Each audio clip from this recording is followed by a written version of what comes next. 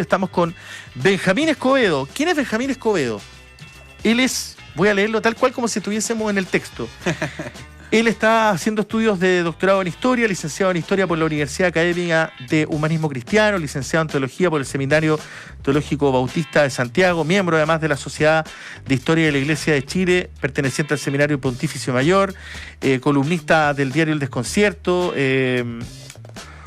además hoy día también columnista para el medio internacional Le Monde Diplomatique, académico, escritor, que nos trae su nuevo texto que se llama Breve Historia de las Iglesias Protestantes y Evangélicas de Chile, los siglos XIX, XX, XXI, con ideas, influencias y legados, de Ediciones Escaparate. Benjamín Escobedo Araneda está con nosotros el día de hoy.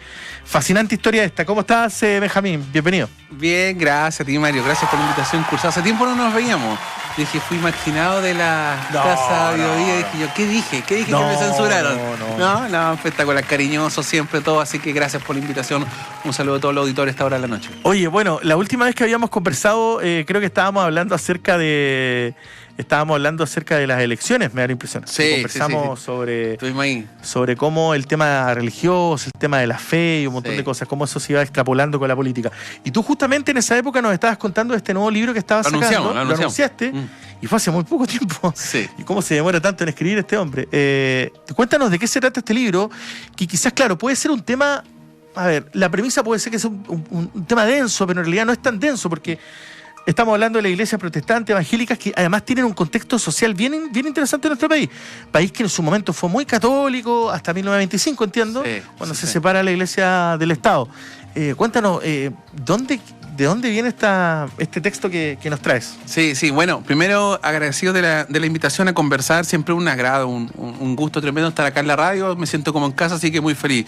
Mira, creo que primero lo prometido es deuda, no quería que nadie te dijera, oye, están prometiendo cosas, que en un par de meses más lanzan un libro y que puro cuento.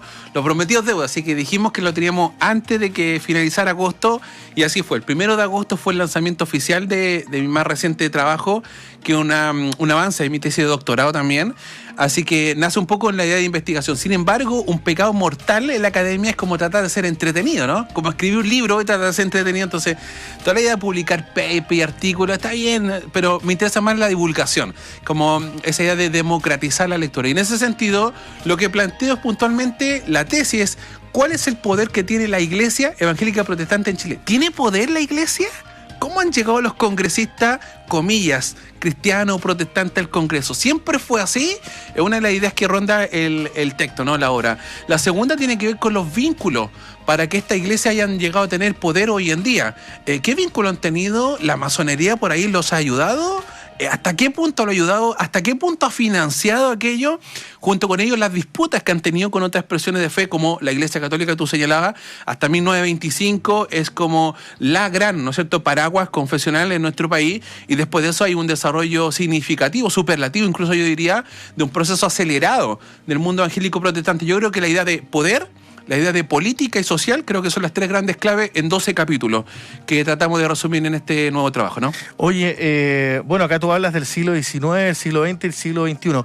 Para hacer una pequeña... porque obviamente este es un tema que tiene mucho que ver con cómo se van fundando las naciones, ¿no? Sí. Chile era un país en sus inicios muy religioso, no sé si la palabra está bien, religioso, o un país con mucha fe.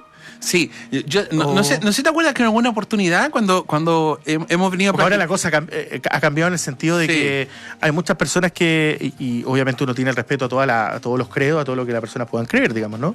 Pero uno ha visto como una reconversión, por ejemplo, de la Iglesia Católica, que ha tenido que, de cierta forma, a propósito de muchos casos de corrupción, muchos casos de abuso sexual, igual, que han sido destapados por la prensa, han tenido que, de cierta forma, volver a reencantar, y por eso se hablaba cuando termina falleciendo el Papa Francisco y comienza la nueva votación, se hablaba, ¿te acuerdas que en algún momento conversamos cuál era la iglesia que se estaba tratando de frente al avance también de otras religiones como el Islam y otra. ¿Cómo lo ves tú? ¿Cómo separas esto en los tres? Sí, lo primero es que el Estado de Chile, en pleno proceso de la construcción de la República, esto es fascinante porque la iglesia evangélica hoy en día parece ser que es meramente como esta especie de carnaval, en un sentido de una hipérbole, como una exageración la frase, como una especie de carnaval de la guitarra, el tratado, estas cosas como muy de proselitismo en la calle. Pero hay una impronta muy ilustrada detrás de eso, por nombrar algunas cosas. Por ejemplo, colegios emblemáticos como el colegio Peter Mackay, el colegio David Trumbull llamado Escuela Popular, en su momento, colegios emblemáticos que hasta el día de hoy existen, que hoy en día son privados y en su momento eran gratuitos, son fundados por ministros y misioneros protestantes. Estos mismos misioneros de iglesia anglicana, metodista, luterana, presbiteriana, etcétera, fueron asesores de presidentes de la República. O sea, hay un nexo interesante entre el desarrollo de la iglesia evangélica, no católica, ¿no es cierto?, y el desarrollo de la república. Entonces, en ese sentido, una primera idea es señalar de que el Estado de Chile era altamente católico por la idea de la colonia, pero esto empieza a cambiar con la idea ilustrada del liberalismo político, ¿no? Entonces, en este sentido, me parece una primera figura interesante a nombrar es quien trae el método de la escuela lancasteriana, que es Diego Thompson, un método muy interesante y muy significativo para nuestro país en términos educativos, y que fue nada más y nada menos invitado por, en este caso, Bernardo Higgins.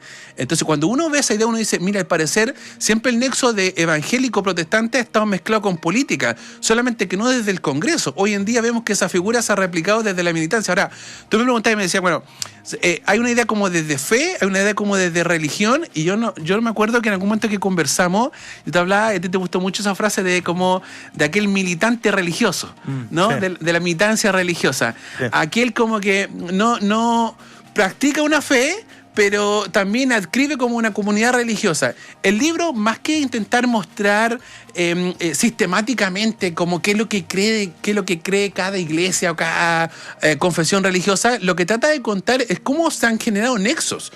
O sea, veamos la encuesta, bicentenario, la última encuesta bicentenario de la Católica, y arroja que el porcentaje de los protestantes son el 18 al 19%. Y desde la década del 70 hasta hoy en día ha ido en aumento. O sea, es un número que incluso a cualquier persona que está en política le interesa conquistar ese voto. Claro. Que es algo que también mi libro se trata de hacer cargo, ¿no? Está bueno eso que mencionas tú porque, si tuviese que preguntarte, porque tú acá hablas de 3 siglos, ¿no? Sí. Uno que está en curso, pero... Sí, correcto, claro. Dos y fracción, ¿no? Dos y fracción. Pero si tuvieses que dar un porcentaje, ¿Chile es un país donde hay hoy día más personas creyentes o menos? Yo creo que va a la baja.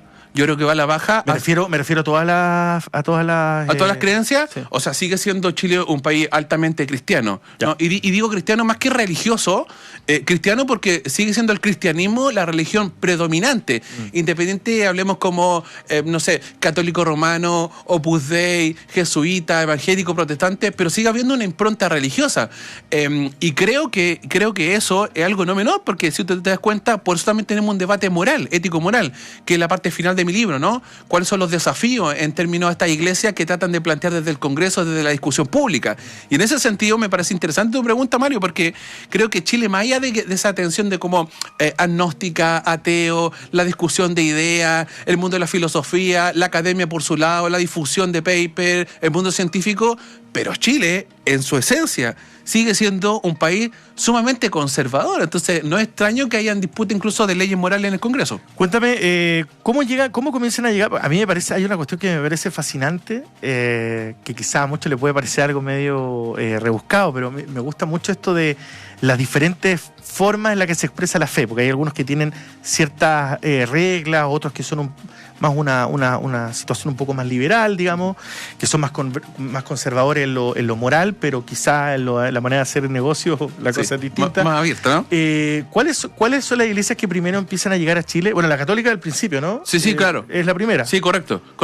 Y después de eso, encontramos en el siglo XIX 4 grandes tradiciones que hasta el día de hoy existen, que es la iglesia anglicana, la iglesia principalmente del sur de Chile, ¿no? La iglesia luterana, la iglesia presbiteriana y la iglesia metodista episcopal, ¿no? ¿Cómo llegan? O sea, llegan, pero ¿por qué? ¿Llegan por llegan desde una misión especial a llegar a Chile. Llegan puntualmente porque recordemos que el puerto de Valparaíso, en honor a quien hizo el prólogo del libro, que es el profesor emérito de la Católica Valparaíso, don Baldomero Estrada, que es experto en Valparaíso, señala que Valparaíso es más que una ciudad. Hoy en día uno puede ver, a todos los que nos están escuchando hasta ahora en la radio, que Valparaíso es como un mero puerto y hay gente que dice, hoy está feo, ya no es lo que era antes, las calles, se trata por ahí el concejal del municipio de reavivar esta ciudad, pero por muchos años en el siglo XIX fue el puerto más importante de Latinoamérica.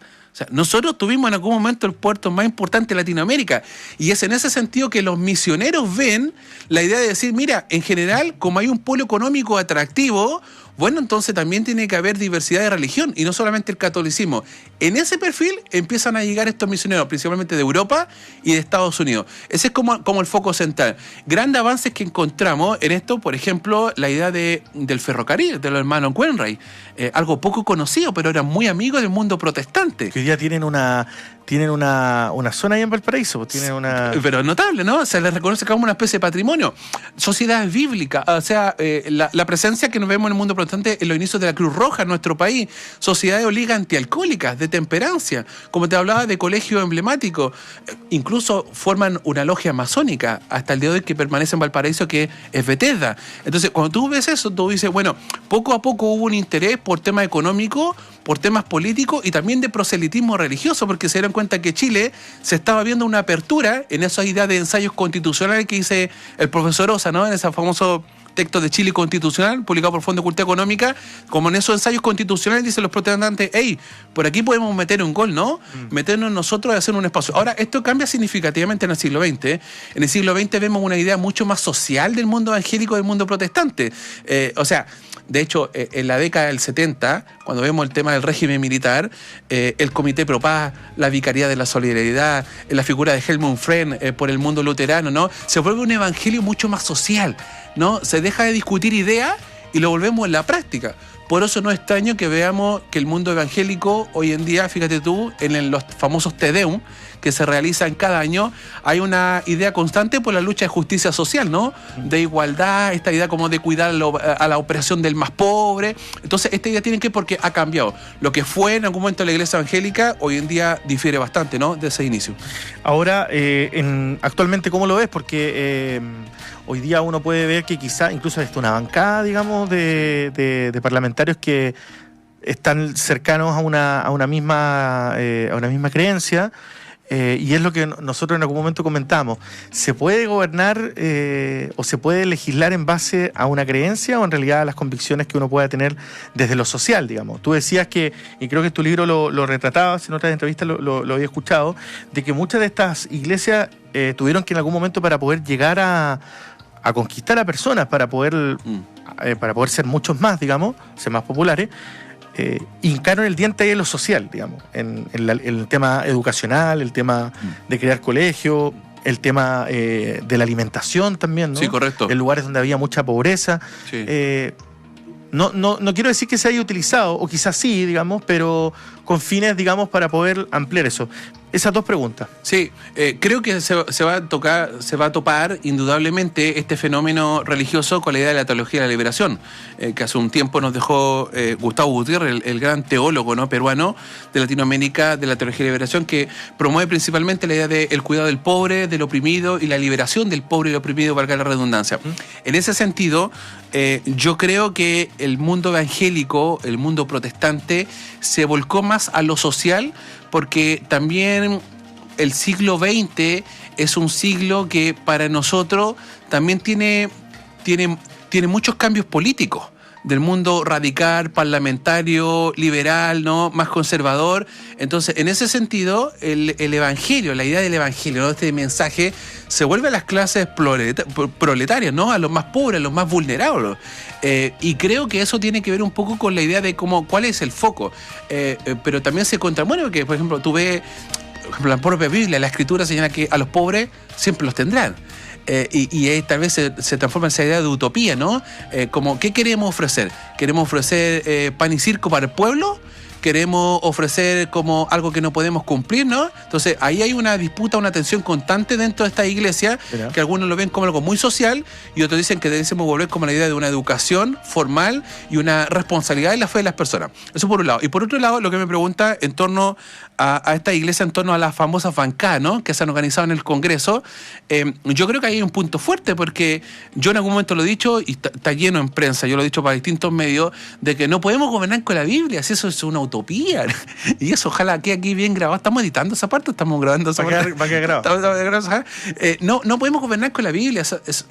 Déjame decir, yo me hago cargo de eso, ¿no? Es una falacia. Gobernar con la vida es imposible, porque piensa tú que cada persona tiene una dimensión de espacio privado, espacio público, dimensión de conciencia, libertad. Hace poco estaba cuestionando el tema de la libertad de prensa, no sé si lo viste. La ley Mordaza. La ley Mordaza, ¿no? Entonces, cada día la idea de libertad está puesta sobre la mesa. Entonces, querer gobernar con la Biblia, o que una bancada diga que es evangélica, o sea, por favor, si vamos a los clásicos como Hannah Arendt, Aristóteles, o cualquiera que pudiéramos mandar el mundo moderno y contemporáneo, diríamos que la política, por definición, diría Maquiavelo, es poder. Es la defensa del poder. Ahí no corre la fe, no corre el cristianismo, ¿no? Entonces, esas cosas me parece que es para hacer o bien proselitismo, o digámoslo de frentón, para tratar de un poco de utilizar la fe de una persona. Bueno, ¿dónde podemos encontrar tu libro? Porque lo voy a leer con mucho ahínco. Además que lo que me gusta de este libro es que la letra está... Hay una cosa que quizá puede ser un poco... banal para alguien. Muy banal, pero me gusta cuando los libros tienen una buena tipografía. Sí, nada, hermoso. Se agradece eso, ¿no? Se agradece, porque si no... He leído unos libros ahí. Si no, hay que preguntarle a Carlos Barría de Casazar, que el otro día estuve buscando unos libros que estaban en papel de Biblia. Nuestro amigo Carlos. ¿No? Carlos Barría. Siempre es mi consultor personal de textos. Oye, ¿dónde lo podemos encontrar? Están habiendo distribuciones. Hay varios que están preguntando. Sí, están habiendo distribuciones, sin embargo, desde hoy día, porque el lanzamiento fue recientemente el sábado, pero desde hoy ya está oficialmente a través del sitio web de la editorial www.escaparate.cl. está en la colección Ensayos y Ciencias Sociales. No quiero dejar pasar la oportunidad también para agradecer a dos personas que siempre muestran mucha confianza. Una fue el candidato doctor Álvaro Vergara, amigo personal del famoso Faro UDD de la Universidad del Desarrollo, que es una tremenda referencia a la contratapa, y el doctor Valdomiro Estrada, ¿no?, de la Universidad Católica de Valparaíso, que son dos eminencias, así que agradezco profundamente a ellos y a todos los que leen, ¿no? En general, mis columnas en la prensa, semana a semana, escribo muy rápido, que tú dices, ¿no? Estoy como de cabeza siempre escribiendo, y procuro siempre eso, de como tratar de ser entretenido en esa lectura, que no mire y diga, hay tantas páginas, como que me da sueño. Así que creo que una buena apuesta y algo inédito, que eso también ha resaltado harto la prensa. Estuvieron presentando mi libro gente de distintos medios de comunicación, tuvo el municipio, y un trabajo inédito. Entonces, eso creo que también siempre es algo nuevo, ¿no?, que está en la discusión pública. Sobre todo cuando se quiere hablar de temas que de pronto... no sé si son... La palabra es complicado, porque al final creo que lo complicado es demasiado subjetivo, es un poco medio ciútico. Sí. Pero sí como de temas que de pronto quedan ahí como en la conversación, y no hay una... Se busca un texto, siempre se busca... Oye, me gustaría leer sobre esto, y de repente uno busca y no hay ningún libro sobre esto. Me pasa con el tema de la radio, ahí tengo algo... Y la gente piensa, Mario, que la religión es solamente iglesia. Sí, claro. Es un libro de Biblia. La religión tiene poder. Sí, claro. Y algo que trata el libro de mostrar, ¿no? Los disturbios que han habido, cómo la gente se ha peleado por el poder. ¿Realmente la religión tiene poder? Siempre ha tenido mucho poder, ¿no? Está buena esa premisa para poder leer este texto. No, feliz. Benjamín, muchísimas gracias por haber venido. Un gustazo, viniste acompañado, porque hay que venir tan tarde también, o tan temprano, porque... Sí, no, la mano que aprieta. No, feliz a ti, un saludo cariñoso a todos los auditores, feliz. Así que todo invitado a leer mi más reciente trabajo publicado en Chile. Nos vamos a ir a la pausa, pero antes te pido una recomendación de una serie y una película, porque ya estamos día de viernes de recomendaciones, y a todos le estamos pidiendo una serie y una película, por favor. Voy a recomendar algo muy reciente y algo un poquito más antiguo. Lo más reciente, creo que siempre hay que volver, diría mi gran amigo Cristóbal Belolio, siempre hay que volver a los clásicos, y qué mejor que estar viendo La Odisea. Está muy de moda, volver a la idea de Homero, ¿no? A los clásicos me parece interesante. Y como serie, hay una serie muy buena que la batió por muchos meses y hizo una segunda parte que se llama Merlí. Merlí. Sí. La serie ¿Es de un profesor o no? Sí, de un profesor de filosofía que precisamente cuestiona la idea de la institucionalidad de la religión y también de las relaciones dentro de los pares, ¿no? Esta idea como que a veces los profesores se creen, yo soy profe también, como que se creen muy superior, ¿no? Muy distinto al resto y al final del día salimos de la puerta, somos todos iguales, ¿no? O sea, me parece que Merlí cuestiona esa idea de institucionalidad, el modelo nuevo, ¿no? Creo que está muy, muy atractivo y es muy abierto para cualquier tipo de edad. Benjamín, muchísimas gracias. Benjamín Escobedo CL en sí, Instagram. Correcto. Ahí está todo. Sí, ahí estamos, tal cual. Gracias, Benjamín. No, un placer. Gracias, Mariatín. Un saludo cariñoso a todos. Vamos a la pausa, 1:41. Estuvimos con Benjamín Escobedo Araneda con su texto que, si gustan, ahí me lo pueden pedir por interno para que ustedes lo puedan conseguir. Breve historia de las iglesias protestantes evangélicas de Chile. Una historia, es histórico, es entretenido y por supuesto nos va a dejar ahí un contexto sobre esto que también es bien importante en nuestro país. ¿Por qué no? Vamos a la pausa y ya volvemos.